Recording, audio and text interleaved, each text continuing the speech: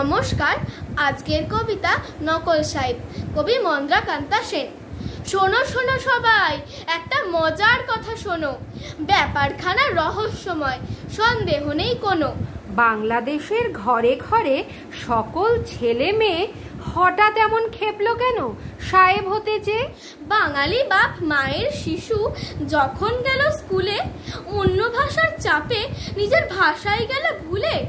ইংরেজি আর হিন্দি জানে না কেউ বাংলা।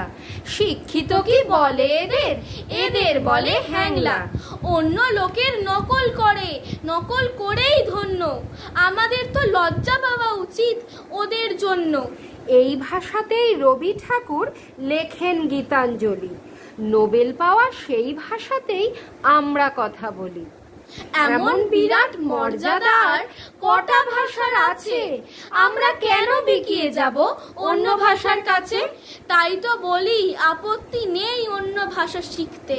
আপত্তি নেই হিন্দি বলায় ইংরেজিতে লিখতে। কিন্তু যারা নিজের ভাষা বাংলা গেছে ভুলে, তোমরা তাদের কানটি দিও আচ্ছা করে মূলে। নমস্কার।